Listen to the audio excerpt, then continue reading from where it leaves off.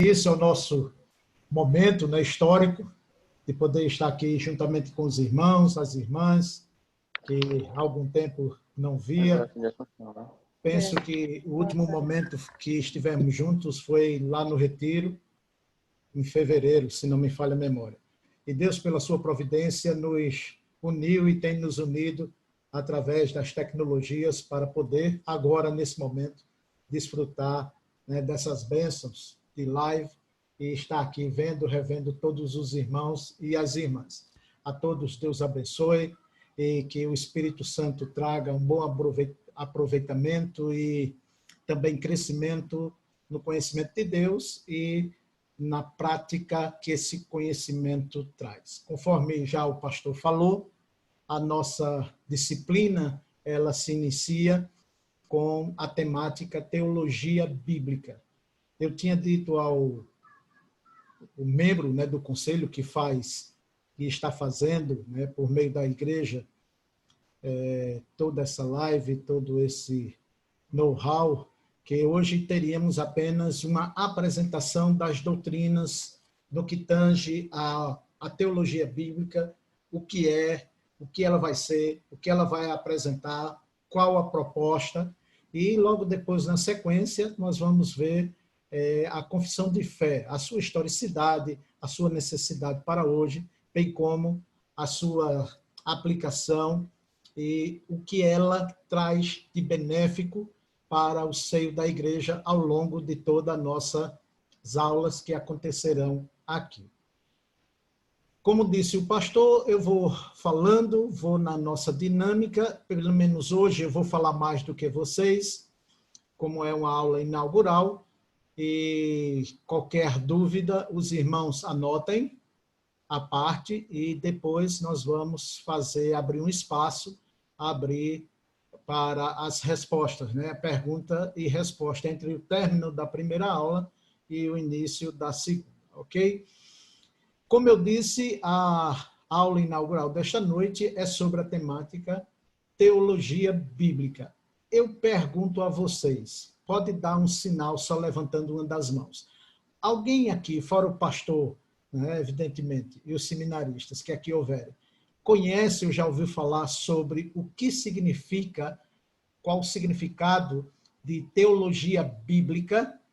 Vocês já ouviram o que é teologia bíblica, que é diferenciada do outro ramo da teologia, principalmente que é o mais achegado a ela, mas não é a mesma coisa de teologia bíblica, é a teologia sistemática que a gente vai ver a posteriori. Mas alguém já ouviu falar sobre teologia bíblica? Certo? Pois muito bem. Teologia bíblica, ela na sua, digamos assim, aplicação mais popular, menos técnica possível, ela diz respeito tão somente à teologia canônica. O que é teologia canônica? Ela está inspirada, ela tem o trabalho e vai ter o trabalho de desenvolver tão somente a revelação de Deus, começando em Gênesis até Apocalipse. Ela trabalha com a dinâmica da revelação de Deus ao longo de toda a história da revelação, desde o seu começo, como eu disse anteriormente, lá em Gênesis, aonde Deus primeiramente se revelou à humanidade através de Moisés no relato da criação, todo o desenvolver dessa criação, nós vamos passear pelo livro de Gênesis, pela autoria de Moisés, do primeiro livro de Moisés, de Gênesis, mostrando aos irmãos e às irmãs como Deus preparou todas as coisas mediante a sua vontade, o seu desejo, o seu querer.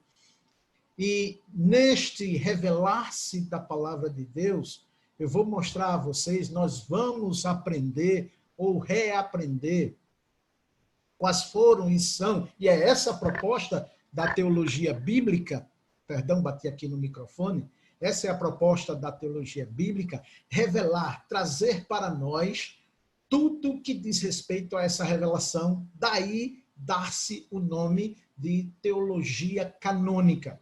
Não que as outras teologias não sejam também escriturísticas, elas são.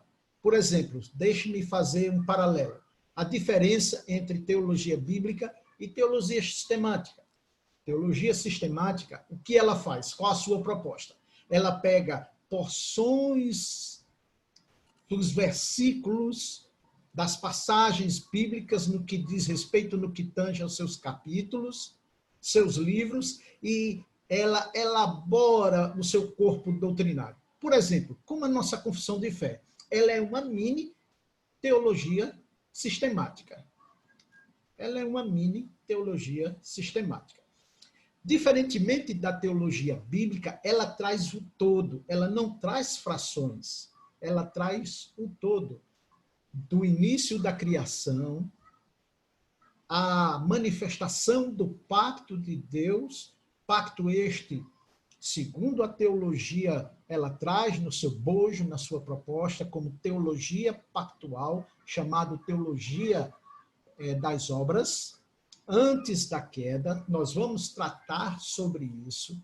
O segundo momento, nós vamos tratar sobre essa teologia das obras, que diz respeito não só à obediência do homem em comer ou não do fruto da árvore da vida, do conhecimento do bem e do mal, né, da árvore da vida ou da morte, mas também a proposta que Deus trouxe através desse pacto do homem, juntamente com sua esposa, serem os corregentes de toda essa criação.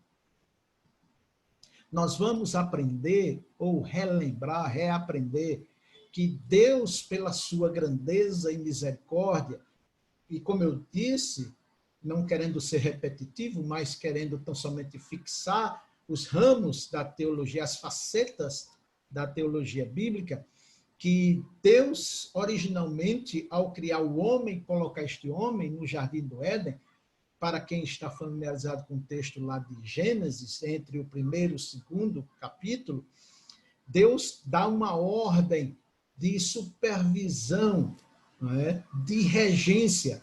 Tu has de governar, guardar, não é? Trabalhar em toda a criação para que o propósito de Deus, naquele momento, para com o casal, para com a humanidade, fosse estabelecida.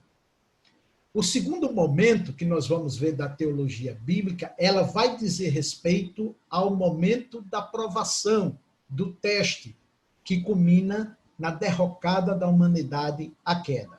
Nós vamos ver tudo que diz respeito, nuances e apontamentos que dizem respeito àquela queda, o que esteve por trás daquela queda, e aqui eu abro já um parênteses para mostrar a vocês que isso é a proposta da teologia bíblica, ou teologia canônica, que ela trabalha com toda a revelação de Deus, o que estava por detrás daquele pacto de obras e o que diz respeito aos decretos e os meios providenciais de Deus. Seguindo-se esse caminho, essa linha, nós vamos adentrar no momento da derrocada e adentrando o terceiro momento, nós vamos expor e trazer para os irmãos e irmãs e a todos que estiverem interessados quando lá chegarmos, o momento que a humanidade ela começa a um estágio na separação, no que diz respeito em separar-se de Deus cada vez mais, a ponto de tornar-se de fato inimigo de Deus, porque todo relacionamento entre a criatura e o Criador foi quebrado, e o homem é entregue, é deixado por Deus à sua própria malignidade, e nós vamos ver os meios providenciais e o decreto por detrás disso. Nós vamos ver, ainda nesse terceiro momento, o tempo em que Deus, pela sua providência, ele começa novamente a interferir na humanidade, já trazendo aquilo que ele havia prometido lá naquele primeiro casal, né, aos nossos primeiros pais, Adão e Eva, quando diz respeito lá em Gênesis, quando Deus promete o Salvador daquele primeiro casal. E nós vamos ver, repito, esta é a proposta da teologia bíblica, as facetas, né, o relato histórico daquele momento, entre Deus fazer separação entre o que seria a semente da serpente, os filhos da serpente, e, ao contrário de um plural, aos filhos da serpente, Deus começa a falar no singular, o descendente da mulher, já se referindo a Cristo Jesus, e o desenrolar já ali do que nós chamamos de igreja embrionária. A igreja começa, ela não começa na reforma protestante, a igreja começa, na verdade, nós vamos ver isso biblicamente lá no Éden. Nós vamos ver isso lá no Éden. A igreja embrionária começando lá em Gênesis e já sendo prometido por Deus nessa revelação teológica, canônica, que o Salvador viria a esse mundo desfazer aquilo que, pela malignidade e maldade humana, os homens fizeram ao desobedecer a Deus. Não só fizeram, como também continuaram e continuam em franca rebelião contra Deus. Aqui eu dou uma pausa para já fazer um ponto, uma pontuação, que vocês veem que a proposta da teologia bíblica é, de fato, mergulhar literalmente em toda a revelação bíblica. Não há um capítulo, não há um versículo que a teologia bíblica não seja e não mergulhe necessariamente em cada palavra, em cada sentença, em cada verbo, advérbio e coisas semelhantes a essa. E esta é o que, de fato, faz a teologia bíblica. Tá certo? Ela mergulha na palavra de Deus, ela mergulha nessa revelação, começando, evidentemente, pelo Antigo Testamento, depois nós vamos ver, tirando a pausa, nós vamos ver quando Deus manifesta um momento de ira, de justiça, de juízo, quando ele levanta Noé, e Noé é chamado de amigo de Deus, companheiro de Deus, aquele a quem encontrou por parte divina graça e foi poupado da inundação.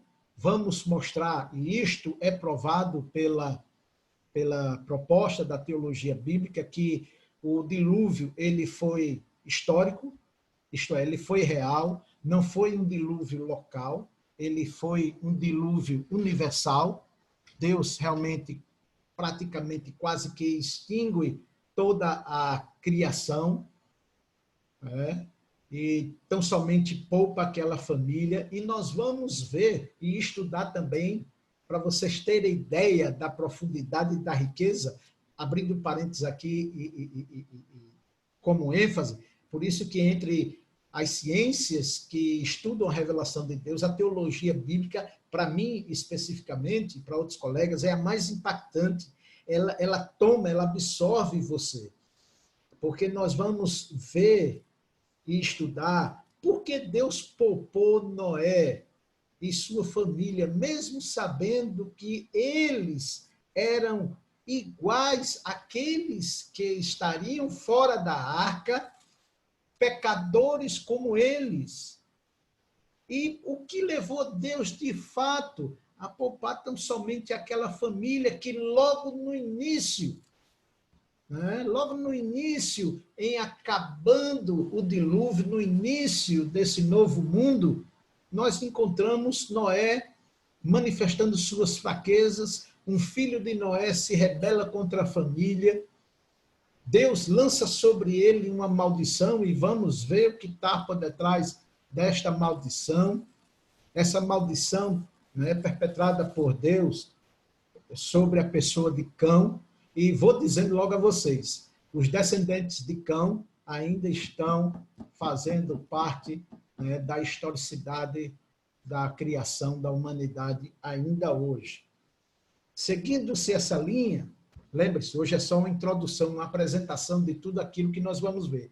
Num quarto momento, quando Deus levanta Abraão, né, começa o patriarcado.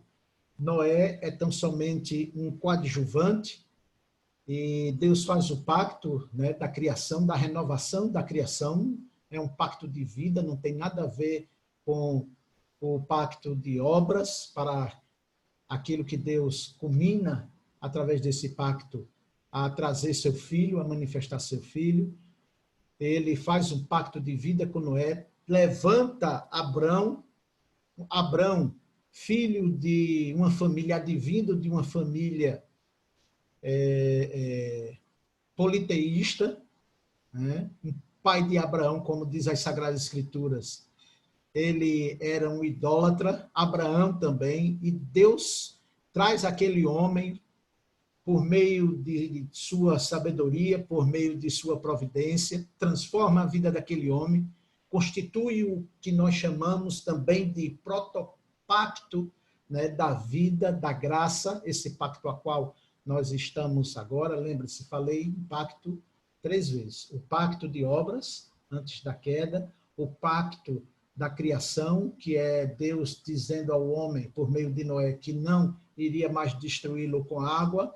Levanta Abraão, e sobre Abraão ele constitui ou revela o pacto da graça, e esse pacto da graça ele não é temporário, ele é atemporal, porque ele, na verdade, começa nos céus, e, na verdade, ele vai além dos próprios céus. Nós vamos estudar, através das Sagradas Escrituras, que esse pacto entre Deus, né, na divindade, Pai, Filho e Espírito Santo, eles estabelecem esse pacto da graça, pacto de obras e pacto da redenção numa eternidade passada.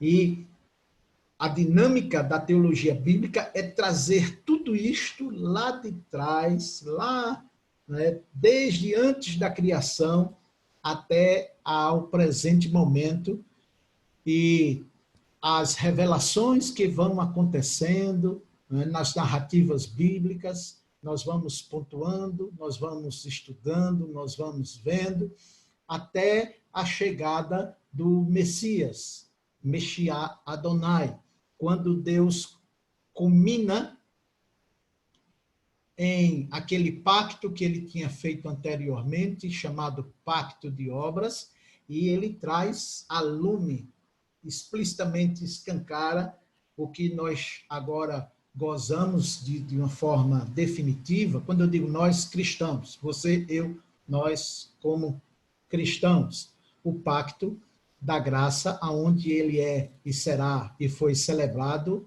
e ainda é celebrado através do memorial da ceia, quando Jesus instituiu ele de uma forma abrangente, explícita, quando no momento ele diz: comei e tomai deles todos, porque isto é meu sangue, o sangue da nova aliança.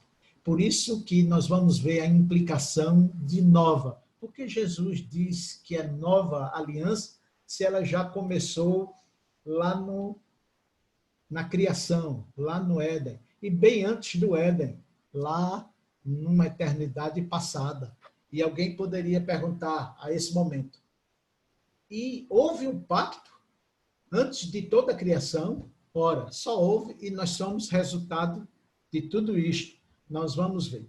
Terminando o Antigo Testamento, adentraremos, se Deus assim permitir, no Novo Testamento, que também traz como ponto principal o ministério de Cristo Jesus, a chamada dele, né, com relação à escola apostólica, a classe apostólica, porque Jesus constitui de seus discípulos 12 apóstolos.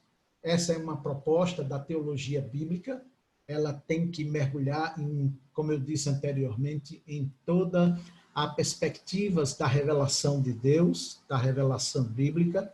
Ela estuda esse propósito, por que 12?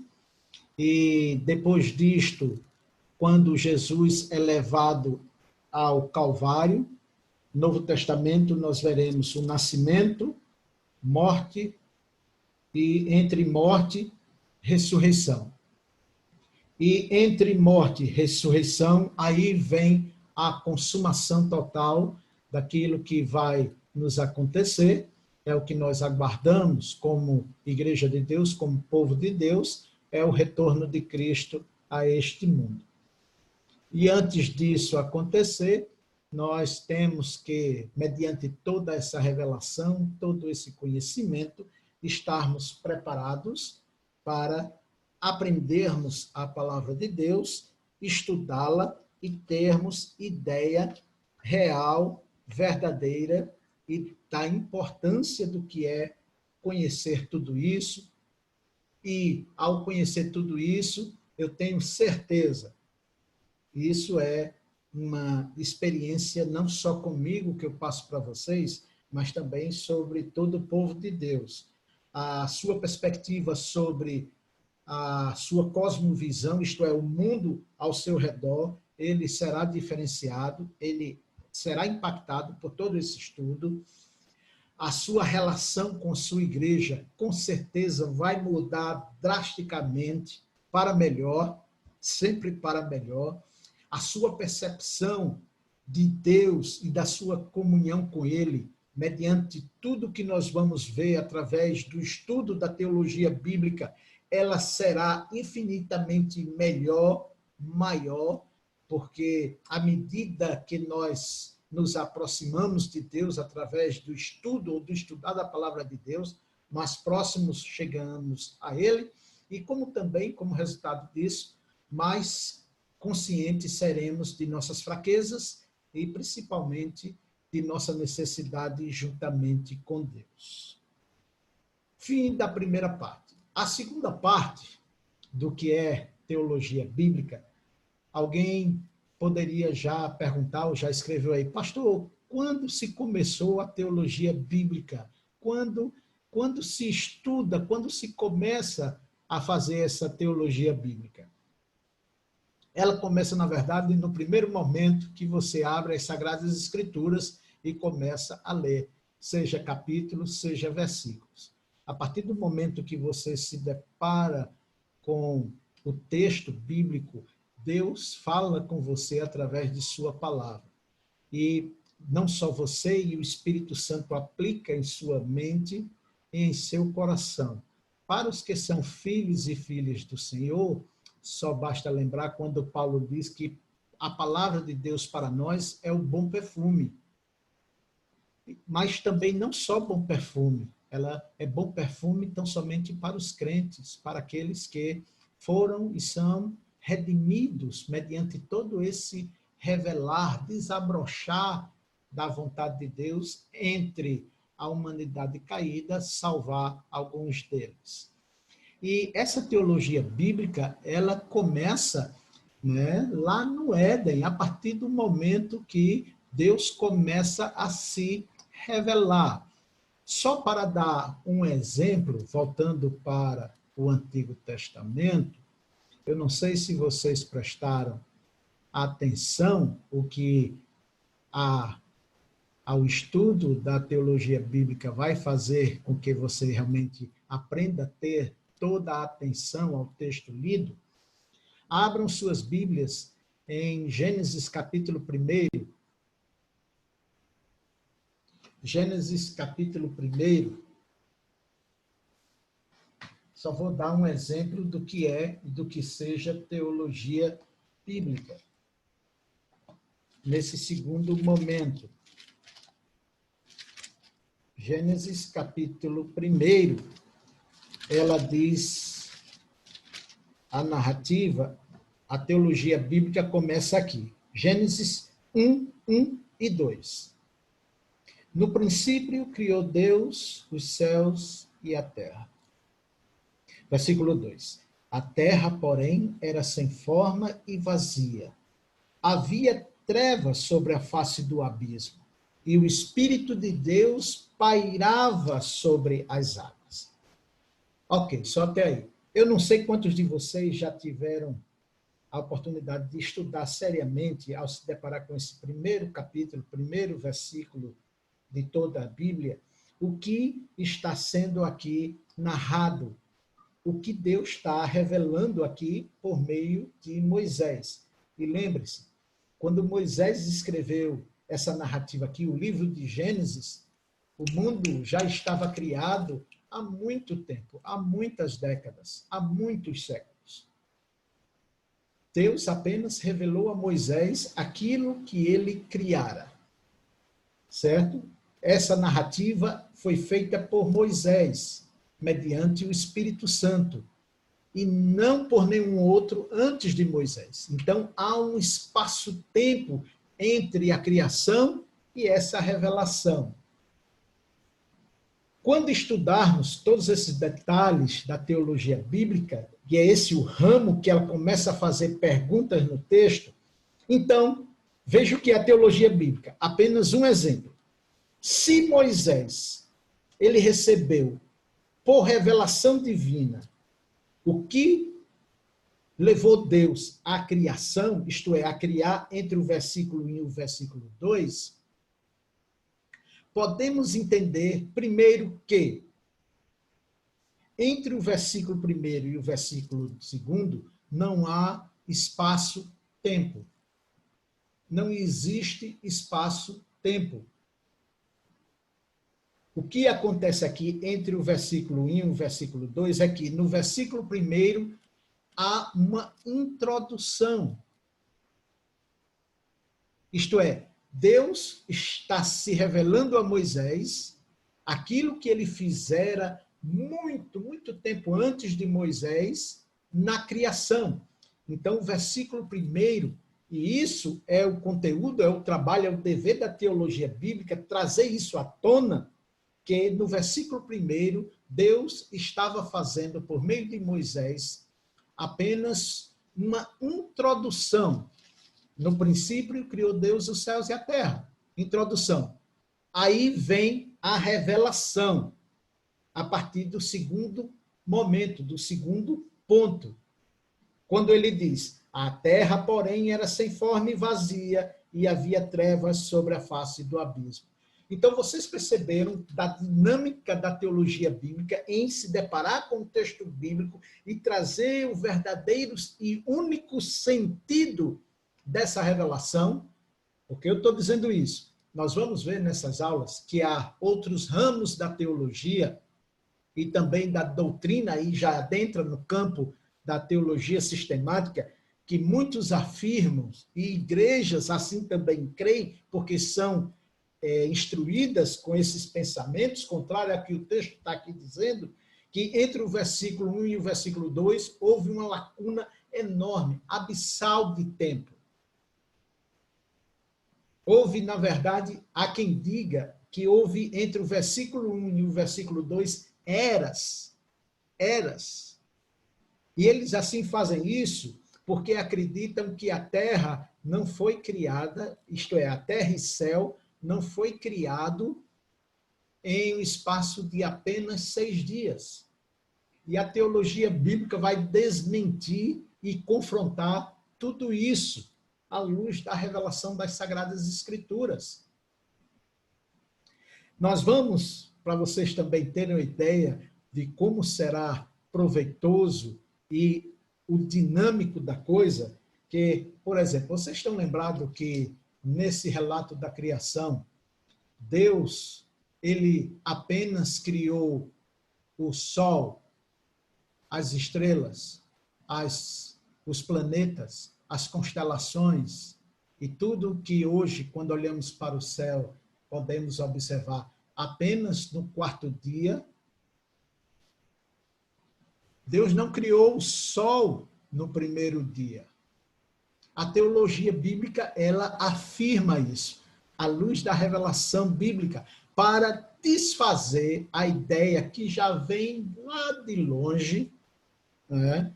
Vem de muito longe essa ideia em dizer que o céu, o cosmos, é mais velho do que a Terra. Não.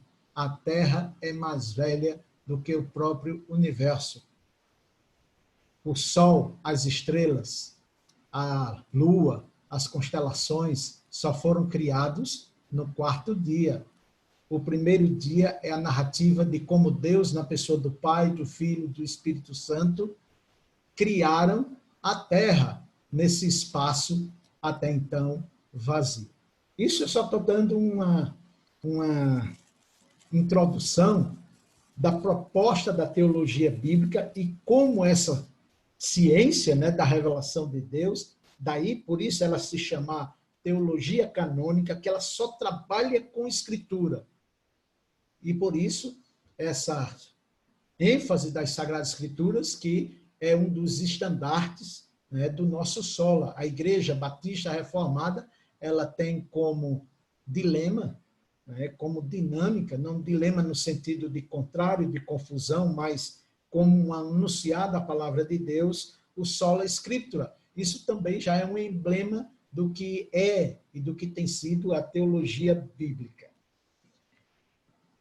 Mediante isto, apenas uma introdução, né, um aperitivo, né, nós vamos também estudar e ver, por exemplo, o apóstolo Paulo, ele foi o que hoje nós chamaríamos e intitularíamos Paulo como um doutor em teologia bíblica.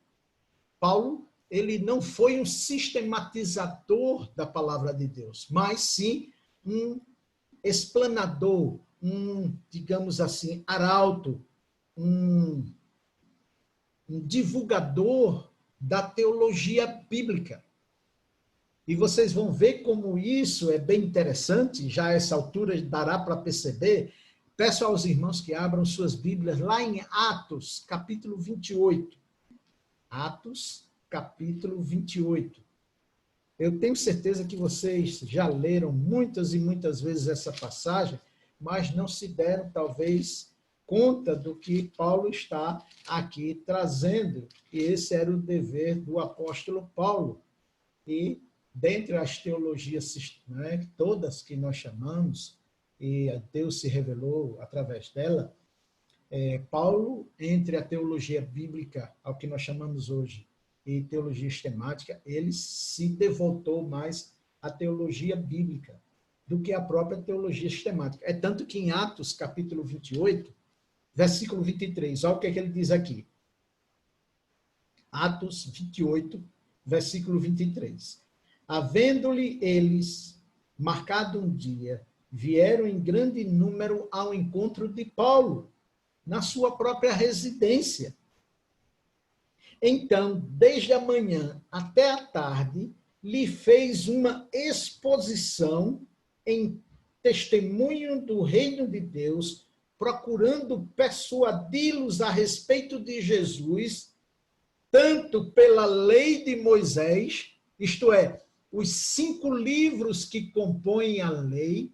Veja, lembra quando eu falei que a teologia bíblica, ela dá-se início lá no Gênesis, começando pela lei, e lei aí a gente entende que sejam os pactos. Paulo está fazendo o mesmo aqui, começando pela lei de Moisés, como pelos profetas. E agora versículo 30 e 31. Versículo 30 e 31. Olha o que é que Paulo diz aqui. Atos 28, versículo 30 e 31. Por 2 anos, está vendo aí, pastor Ronaldo? Por 2 anos, o tempo que se leva para aprender, pelo menos a introdução, o básico da teologia bíblica, por 2 anos, permaneceu Paulo na sua própria casa, que alugara, onde recebia todos os que o procuravam, pregando o reino de Deus e com toda a intrepidez, sem impedimento algum, ensinava as coisas referentes ao Senhor Jesus Cristo.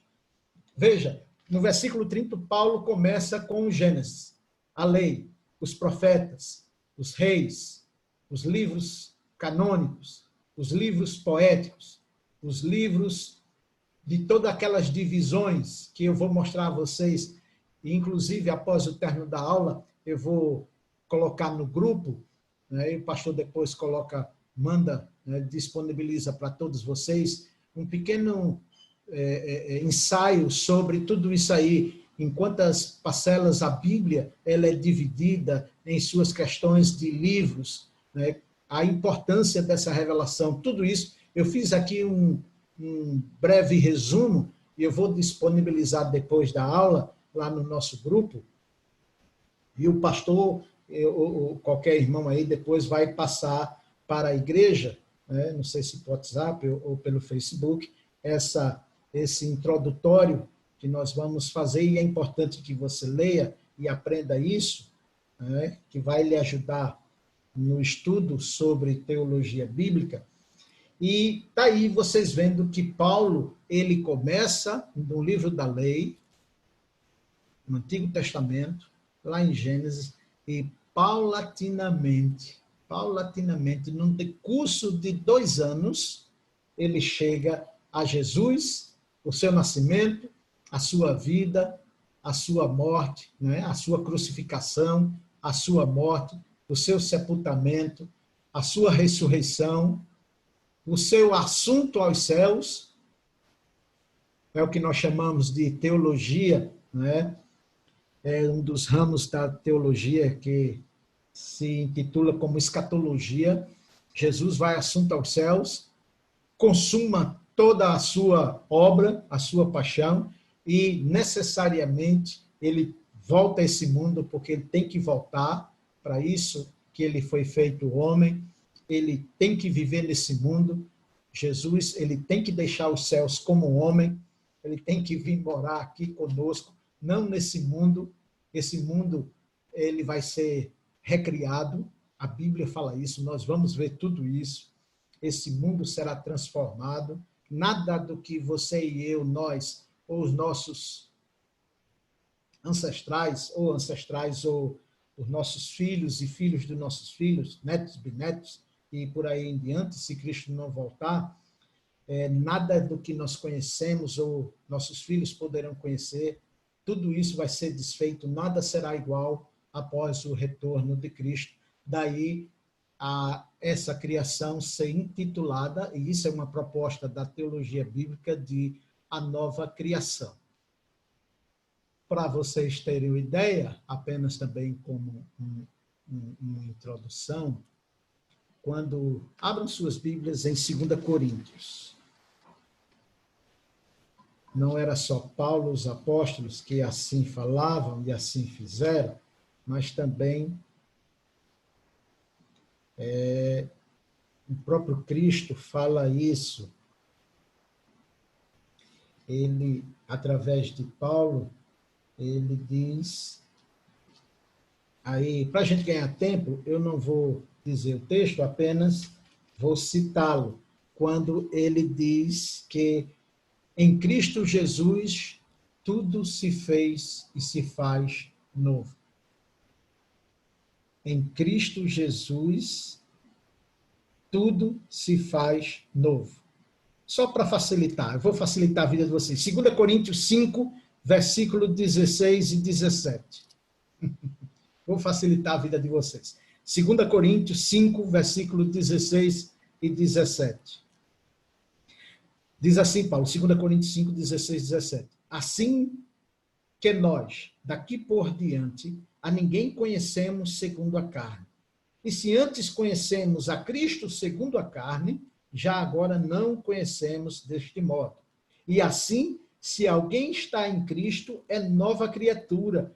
As coisas antigas já passaram, e eis que se fizeram novas. Em uma outra tradução, King James, a revista Almeida Corrigida, dos melhores textos, enfim, outras traduções, mesmo na língua portuguesa, vai dizer aí, com algumas diferenças gramaticais, que em Cristo Jesus tudo se fez e se fará novo. Então, irmãos, esta é a nossa proposta, é um quadro que nós pintamos, e a partir já do nosso próximo estudo, nós vamos ver tudo isso em detalhe, à luz da palavra de Deus. Eu penso que nós falamos aqui já nesses 40 e alguma coisa, né, 40 e tantos minutos, vocês possam ter vislumbrado, né, e se apaixonado pela teologia bíblica, que ela, na verdade, prescruta a palavra de Deus. E estudar teologia bíblica, ela demanda tempo. Vocês vejam que o próprio apóstolo Paulo, pelo espaço de 2 anos, lembrando que quando Paulo ele aluga esta casa e passa a ensinar, ele faz um mini seminário, né, um mini curso de teologia bíblica. Ele leva 2 anos, mas porque Paulo havia sido sentenciado, lembre-se, de morte. Paulo estava em Roma, quando ele aluga essa casa aí, ele aluga em Roma.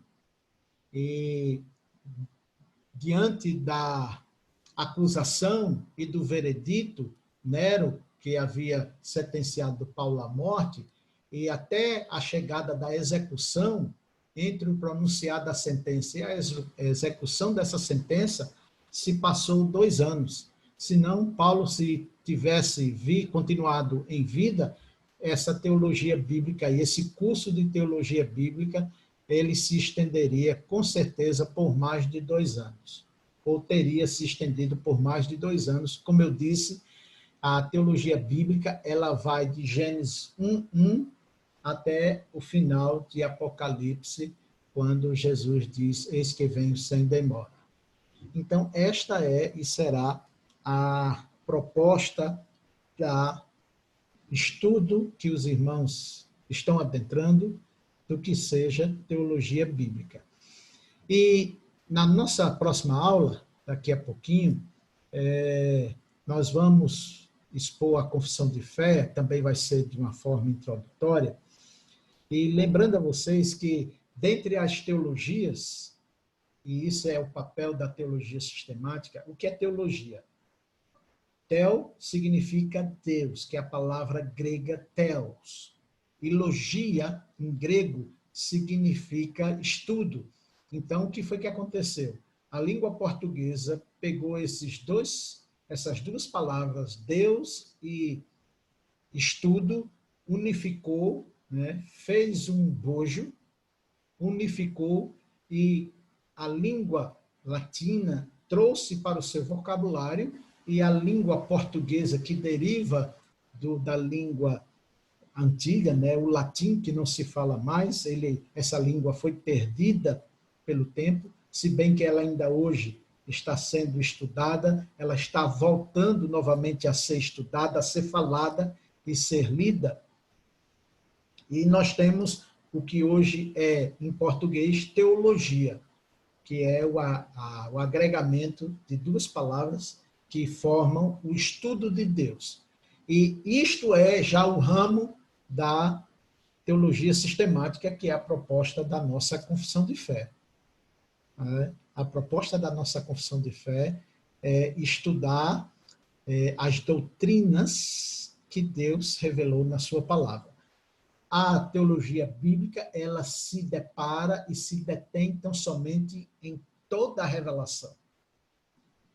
Tudo que diz respeito à revelação. E a teologia sistemática, ela começa a falar nos ensinos, ela presta atenção no que foi e o que é e tem sido as doutrinas, o ensino que Deus, através dessa revelação, trouxe a toda a humanidade. Mas isso nós vamos ver daqui a pouquinho no estudo da nossa confissão de fé, e é um prazer poder estar tendo essa incumbência de trazer para os irmãos, as irmãs, tudo que diz respeito a esse estudo. E é bom porque, como eu disse, teologia bíblica e teologia sistemática, elas caminham de mãos dadas.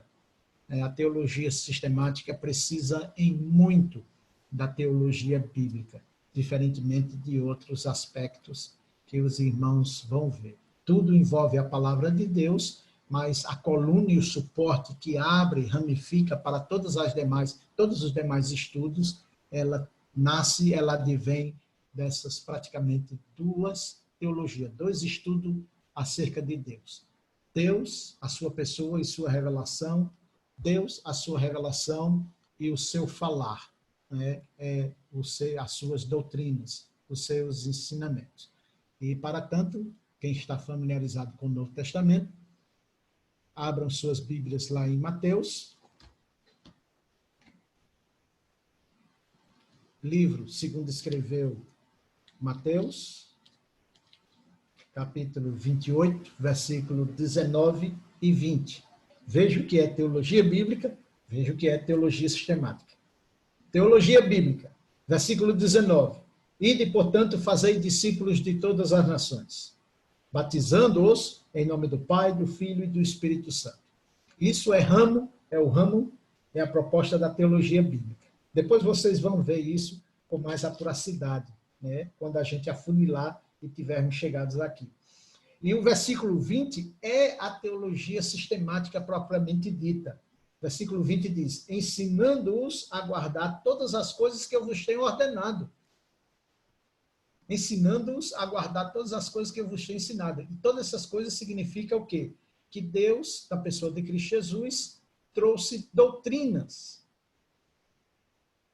Né? E essas doutrinas precisam ser explanadas, ensinadas, aprendidas, aplicadas e praticadas. Teologia bíblica, teologia sistemática, é agora o próximo ponto. Então, eu dou assim por encerrado, nós damos assim por encerrado esse primeiro momento sobre essa introdução, aula introdutória de teologia bíblica, lembrando que eu vou passar aqui um resumo de parte do que nós vimos aqui nessa introdução. Na próxima semana, nós já começamos a expor, né,